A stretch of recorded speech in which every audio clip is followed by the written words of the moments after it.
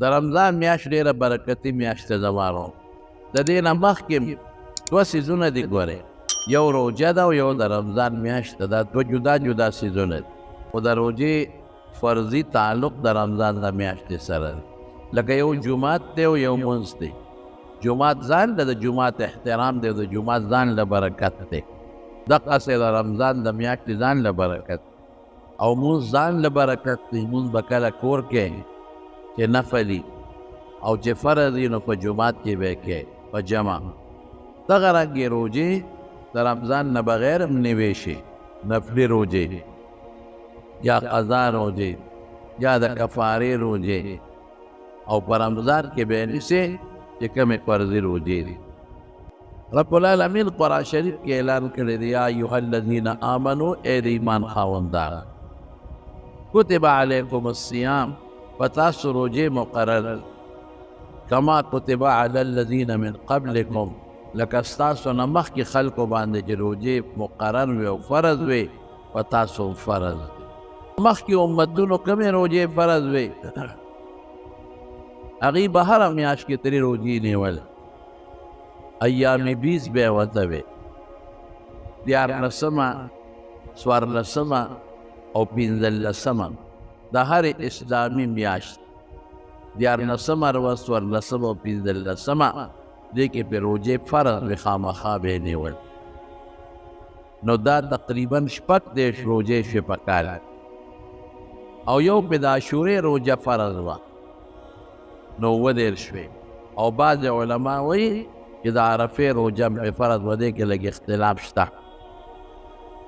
نو که د عرفې ورسره والې نو 28 افغاني، نو 19 روژې په هغې فرض په رسول الله صلی الله علیه وسلم او د هغه په امت په لومبي زمانه کې دغه روژې فرض وې.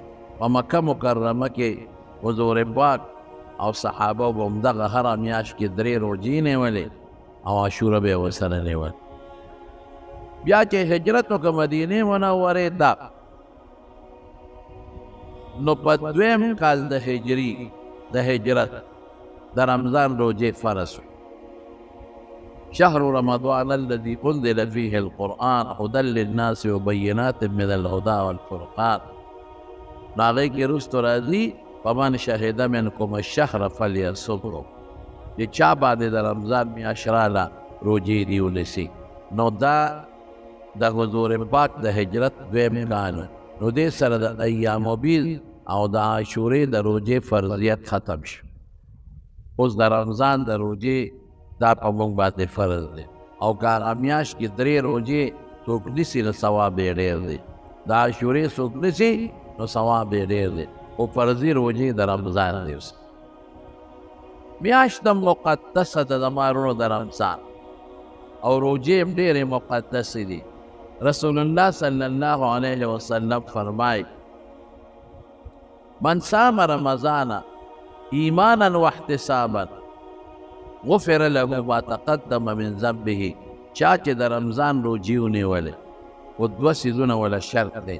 یو ایمان، که یو سړی کافري او هغه روژې نیسي، هغه له فایده نه ورکوي. احتسابا دویم دا چې دی به دا روژې د الله دپاره نیسي، د الله د رضا دپاره. ریاکاري به پکې نه کوي چې ځان خلکو ته ښایي چې زه خو روژه نیسم.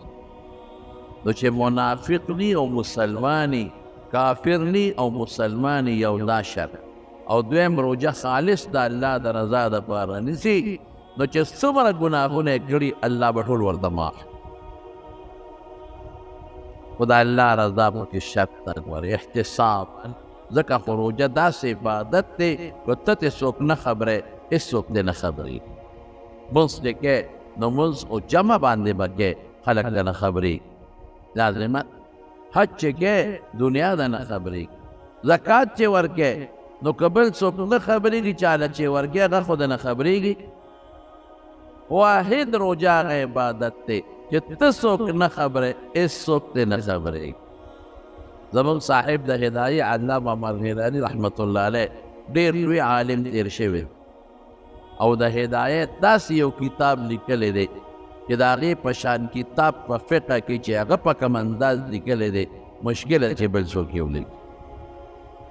ډېر قیمتي کتاب د 14 کاله روژه نیولې ده، 14 کاله، او په دې 14 کالو روژه کې د نه ښځه خبر ده نه د بچي خبر، او دا کتاب یې 14 کاله کې لیکلی.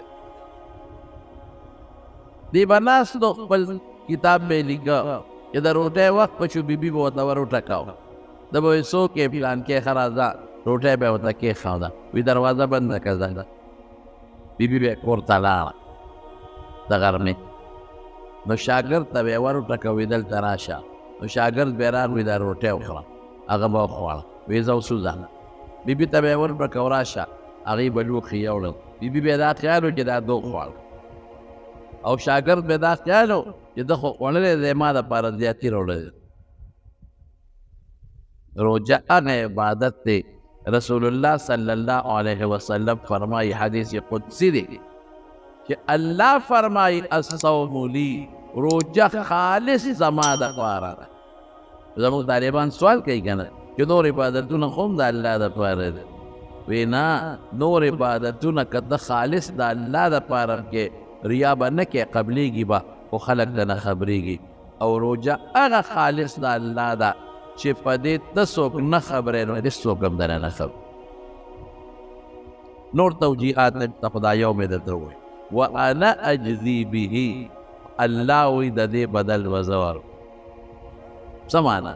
طالبان بیا سوال کوي ولې د نور عبادتونو بدل به الله نه ورکوي؟ څه نه، د نورو به مو ورکوي، خو فرق دی، د نورو چې ورکوي د فرشتو په لاس به ورکوي، د روژې به په خپله ورکوي. د نورو چې ورکوي نو په عام انداز به ورکوي، او د روژې به په یو خاص انداز ورکوي. لکه د سکول کې د استاذ کله کله ماشوم له انعام ورکوي، ډېرو ماشومانو له ورکوي، و یو خاص انعام یې نو هغې له یو خاص ورځ مقرر کړي، نو په هغې یې پلاران هم راوغواړي، خلک هم راوغواړي، نو هغه شیزونه ورته ورکوي. نو د نور عبادتونو به الله په عام انداز ورکوي، او د روژې به په یو خاص انداز رب العالمین. روژه دومره قیمتي شی.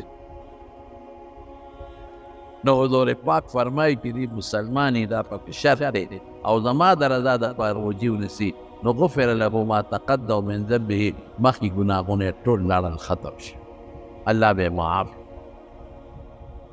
حضور پاک مبارک فرمایي وی د شوال د رکوټ اخر د میاشتې د اولې نه الله فرشتو ته حکم وکړي چې جنتونه ډولېږي.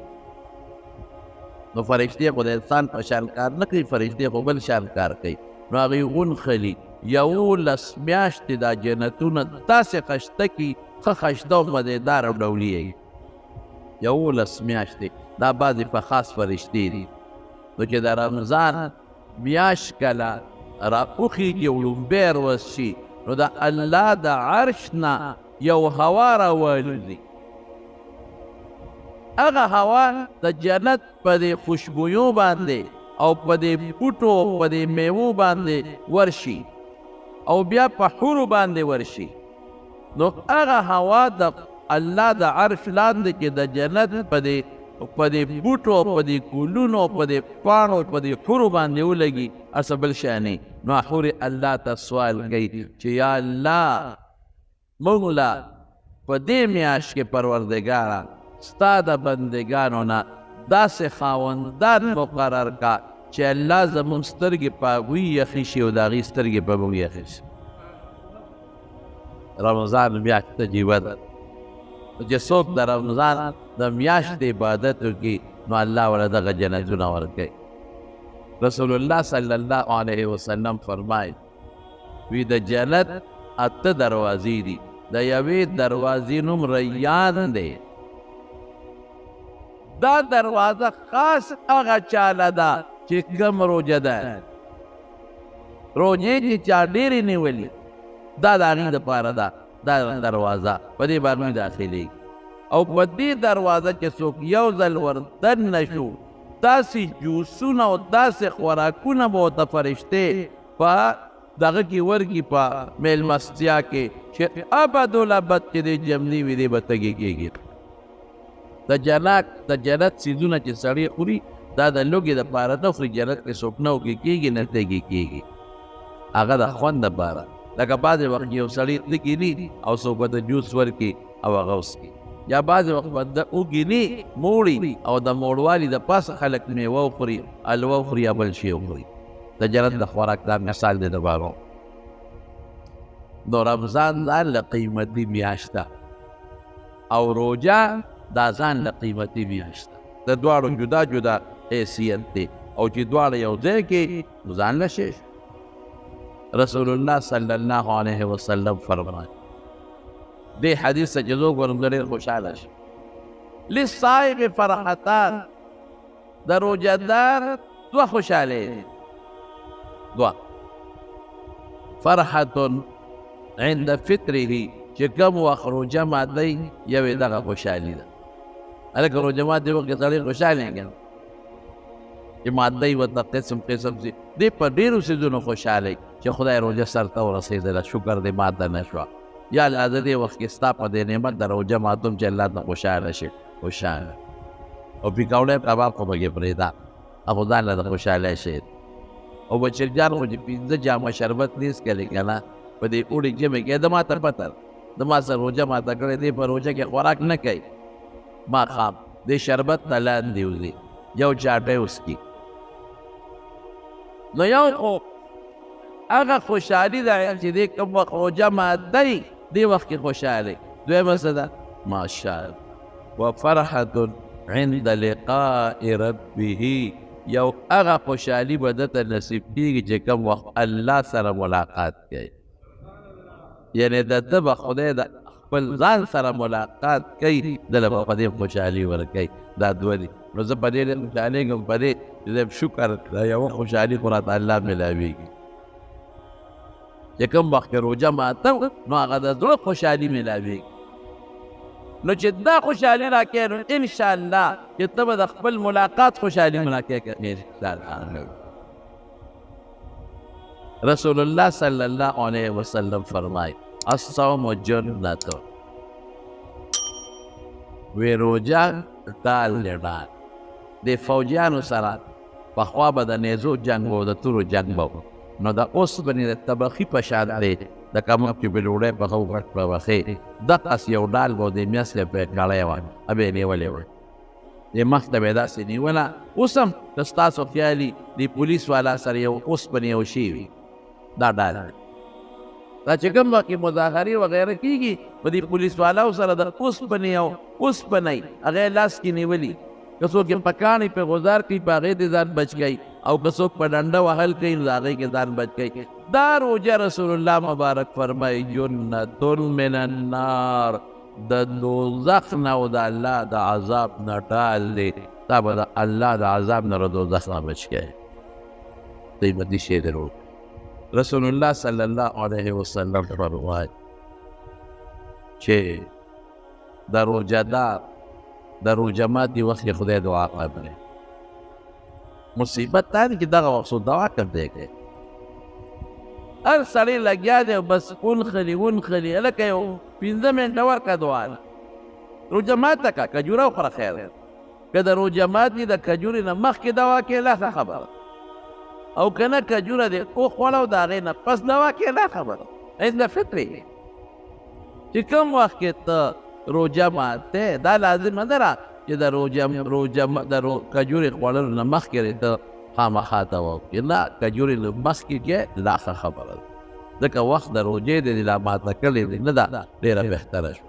خو که د کجوره وخوړه نو ستا د دعا د قبلېدو ټیم نه دی ختم شوی. ښه الله نه دعا وکړه. د دواړو جهان مبارک سردار فرمایي د دې وخت کې خدای پاک دعا وکړه د روژه دار. او رسول الله صلی الله علیه وسلم فرمایي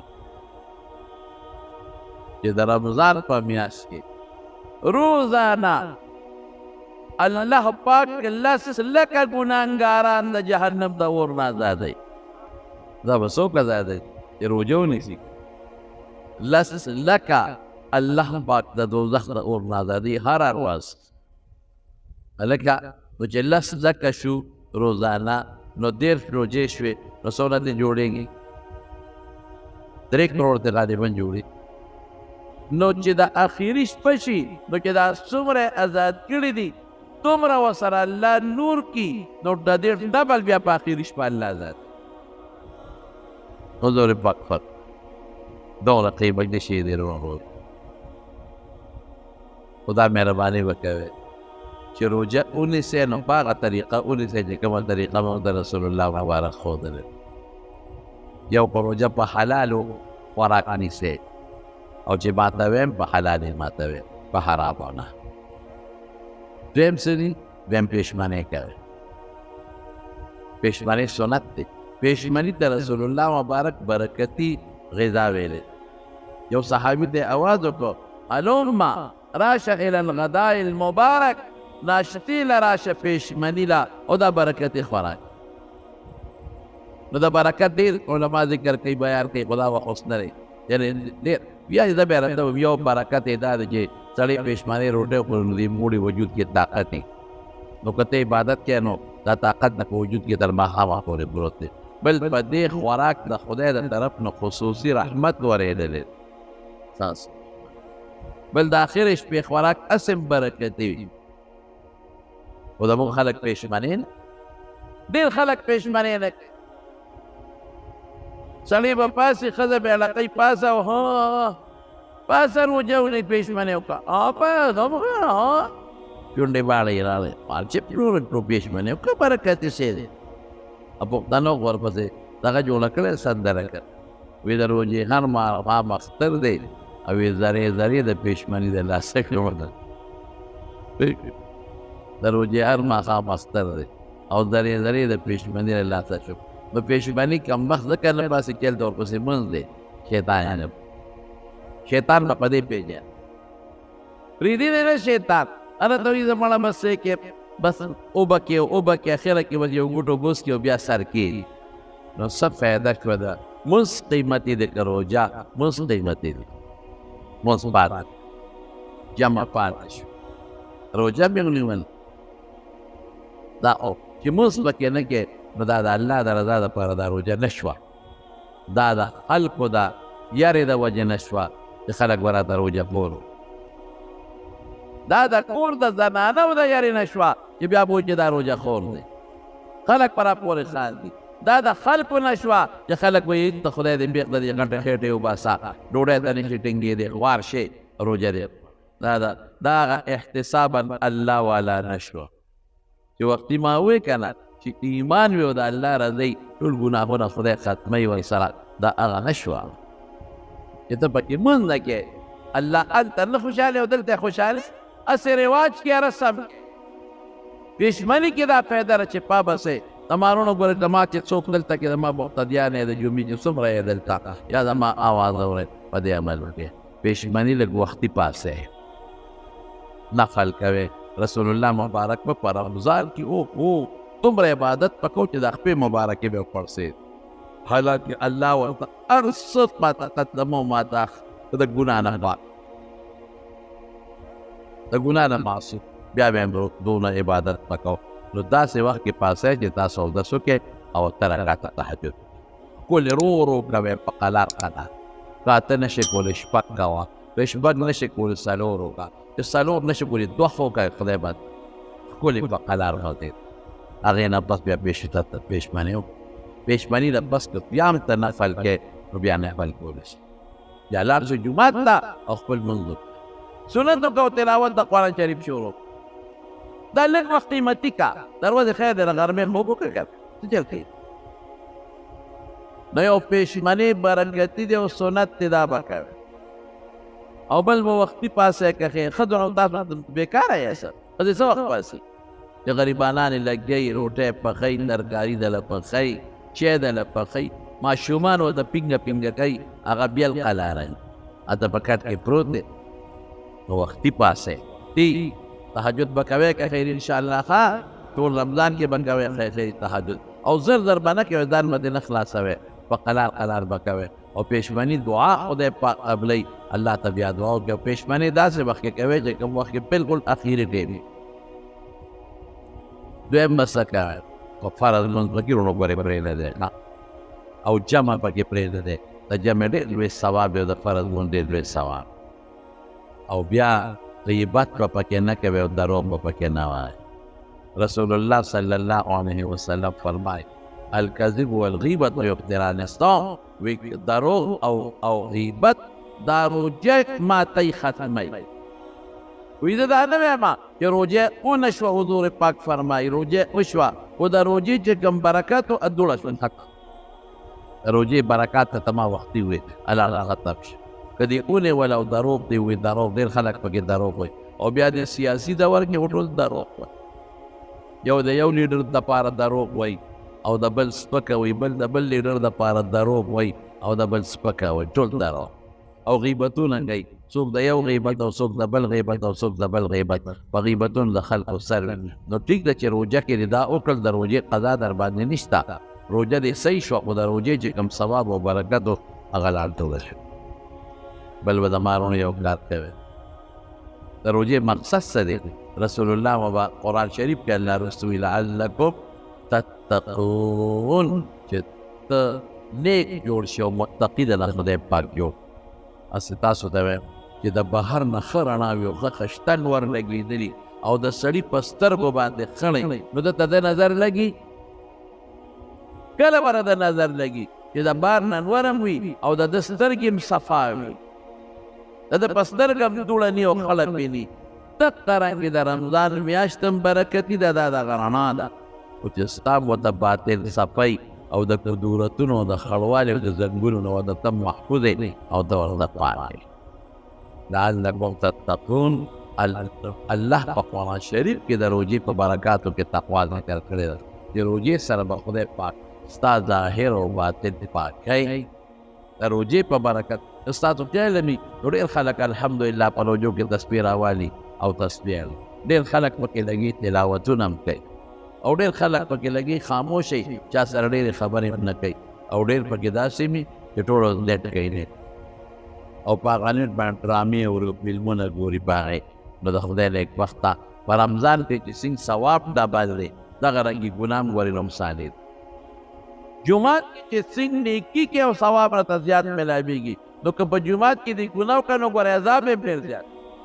نو د رمضان د میاشتې فضیلت هم ډېر دی، او د رمضان د میاشت کې که د غلطي وکړه نو ګورې تاوان هم ډېر زیات دی، لوی نقصان.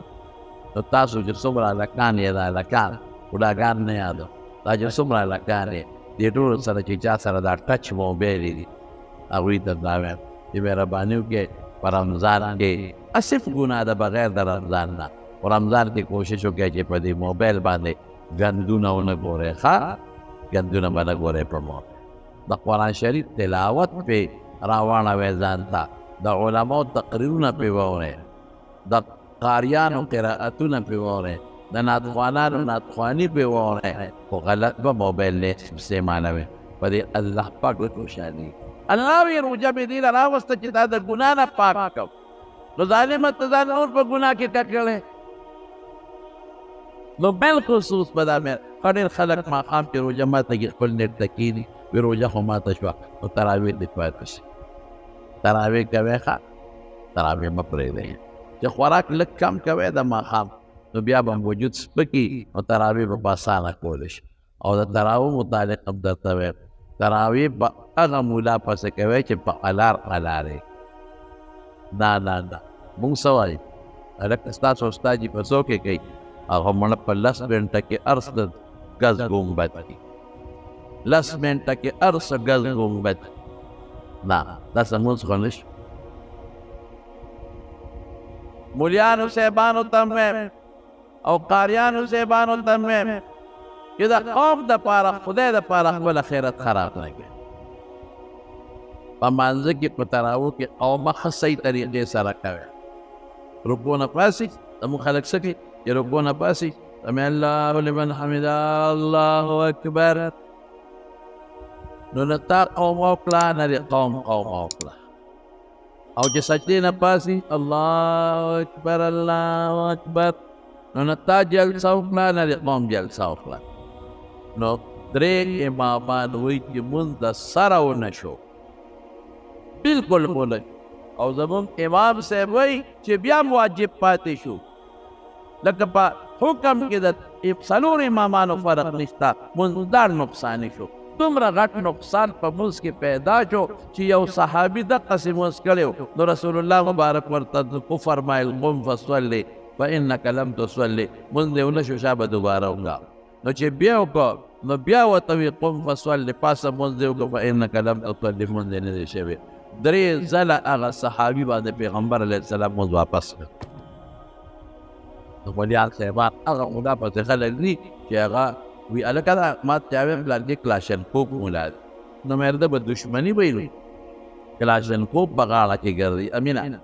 نو وی نه دشمني نشته، وی دې تراویح لکه د کلاشنکوف په شان ده ځای، دې په موټروی روان. نو چې کوم مولا په مانځه کې په موټروی روان دي که نه 160 نه 170 سپیډ کې، پام کوه چې دې بلا پسې مونږ دا سمود الحمدلله زم د خدای قهر په نازل د قرآن په ټوکی دا خو تموز باندې ټوکی د خدای غضب در باندې ظالم نازل نشي. دا څه دپاره چې خلک را پسې ډېري نو ډېر ورسجل وشي،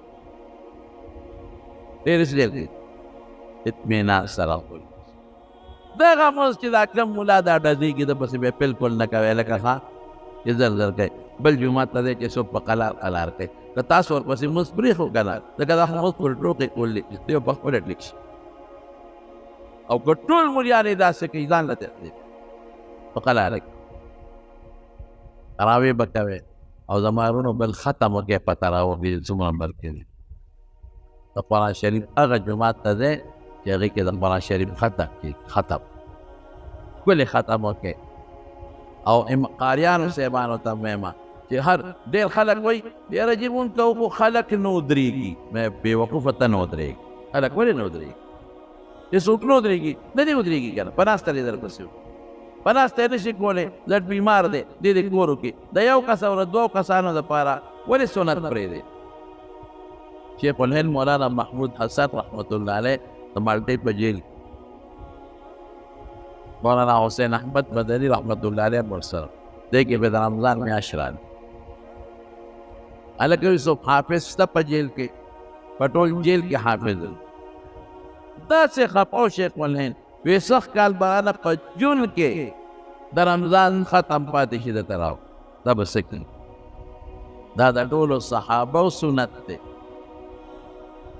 حضرت مولانا حسین احمد مدني رحمت الله علیه ورته عرض وکړو، وی استاد چې ما ته دوا زه پېښوره کوم په یادو. شیخ الهند صاحب به ته دوا دروازې به یو سپاره یادوله او د شپې به په تراوو کې اوروله. د رمضان میاشت تېره شوه، ختمه مو شو او خدای پاک قرآن شریف په باره یاد او ختم مه پرېږدئ. خیر دی په شلو شپو کې کوئ، په لسو کې کوئ، غونډه میاشت کې لږ لږ کوئ، ښکلې مزېدار. او ختم کې د قاري صاحب حروف په قلار قلار وایي او په اطمینان دی. نو ختم د رکاوټ مه جوړېږئ. دا خو د رمضان میاشت ده، دا خو د قرآن د نزول میاشت ده. په دې میاشت کې خو الله په قرآن شریف نازل کړی دی، شهر رمضان الذي انزل فيه القرآن. نو چې د قرآن د نزول میاشت ده الله پکې قرآن شریف نازل کړی دی، نو خو برکتي میاشت شوه، ډېره مبارکه. نو دې کې خامخا هر یو ملګری کوشش وکړي چې کم از کم ني نو چې بغیر د تراویح نه یو درې ختمه خو پکې هر مسلمان ورځ چې درې سپارې وایه که نو په لسو ورځو کې ختم کېږي. دا به ټول که خیر انشاءالله محنت کوي ختم پکې وکړي.